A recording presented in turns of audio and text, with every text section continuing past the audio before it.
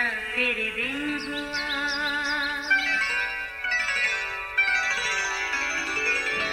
नया फिर दिन हुआ, पुरानी रात का करे सो शुक्र हम खुदा की जात का, खुदा की जात का नया फिर दिन हुआ। आज की आयत, मौत और ज़िंदगी ज़ुबान के काबू में है और जो उसे दोस्त रखते हैं उसका फल खाते हैं। इमसाल 18 बाब 21वीं आयत। अजीज़ो, पहले तोलो फिर बोलो। सादा सा ये फ़िक्रा वसी मफ़हूम के साथ हकीकत से करीब तर है। सियाने कहते हैं, कुछ भी बोलने से पहले अल्फाज को तोलो, यानी एक पल को सोच लो कि आपको बोलना क्या है, क्योंकि ज़ुबान से निकला लफ्ज़ और कमान से निकला तीर एक बार निकल जाए तो फिर वापस नहीं आते। इसलिए एहतियात ज़रूरी है, क्योंकि अपने ही मुंह से बोले अल्फाज बाज़ औक़ात आपको दूसरे की नज़र से गिरा देते और दिल से भी उतार देते हैं, जिससे अपनी शख्सियत मुतासर होती है। बाज़ औक़ात हम ऐसे अल्फाज बोल देते हैं जो शायद हमारे लिए मज़ाक मगर दूसरे के लिए तकलीफ़ का बायस होते हैं। ऐसे रवैये इंतहाई नागवार हैं। बिलाशुबा अल्फाज क़ुव्वत रखते और पुरतासीर होते हैं। इसलिए ना सिर्फ दूसरे के लिए ही बल्कि अपने लिए भी खूबसूरत अल्फाज का चुनाव करें और खुश दिली से बोलें। खुद भी खुश रहें और दूसरों के लिए भी खुशी का वसीला बने। अजीज़ों, बिलाशुबा अल्फाज क़ुव्वत रखते और पुरतासीर होते हैं। फिर खाली खुदा के कहे अल्फाज की बात ही कुछ और है। ज़रा याद कीजिए, इस खूबसूरत कायनात की इब्तदाई हालत क्या थी? अंधेरे, वीरानी, चार सू पानी ही पानी, मगर खुदा की रूह इन पानियों की सतह पर जुम्बश करती थी। फिर खुदा ने कहा, रोशनी हो जा। अजीज़ों, ज़रा देखिए, खाली खुदा के कहे अल्फाज में ऐसी क़ुव्वत और तासीर थी कि अंधेरों में रोशनी नमूदार होगी।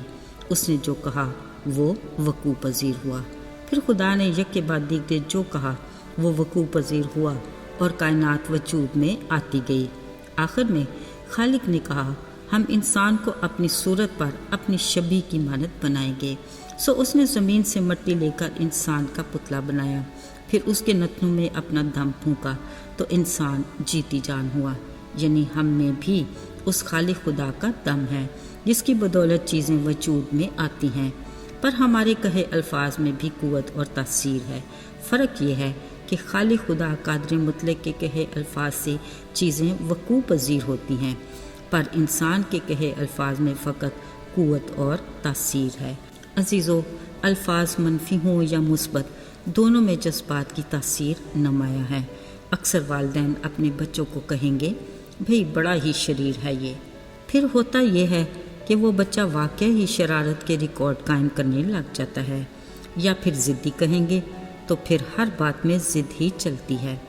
याद रहे, अगर किसी बच्चे की तारीफ़ करेंगे तो उस पर इतना खुशगवार असर होता है कि वो हर बात में अच्छा बनने की कोशिश करता है, जो उसकी शख्सियत और मिजाज पर अच्छा असर डालते हैं। लिहाजा बच्चों की शख्सियत को संवारने और बिगाड़ने में हमारे बोले अल्फाज ताकत और क़ुव्वत के साथ असरअंदाज होते हैं।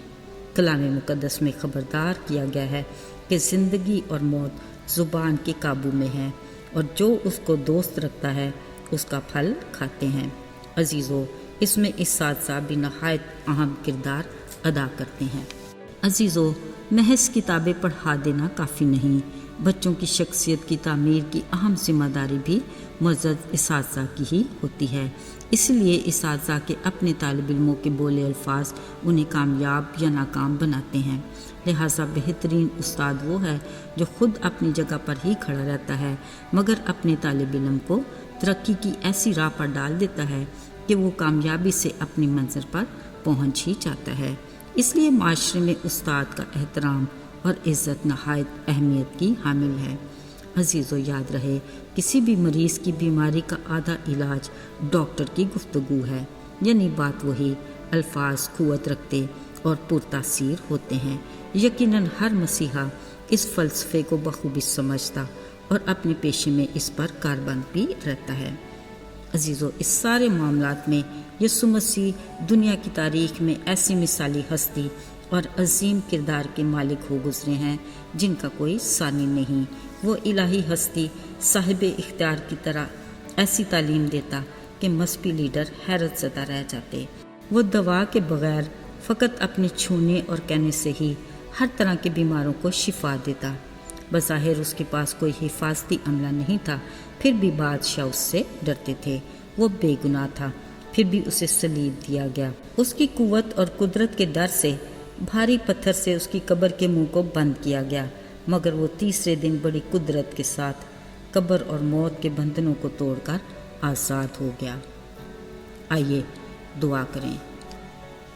بحر و بحر کے خالق و مالک، زمانوں اور وقتوں پر اختیار رکھنے والے ہمارے خدا باپ، تو جو آج اور کل بلکہ ابد تک یکساں خدا ہے، ہم تیری تعریف کرتے ہیں اور تیری دی ہوئی نعمتوں کے لیے ہم تیرے شکر گزار ہیں۔ ہمیں ہر پل تیری ضرورت ہے۔ اپنے وعدے کے مطابق ہمیں تنہا نہ چھوڑنا۔ یسوع کے مبارک نام میں آمین۔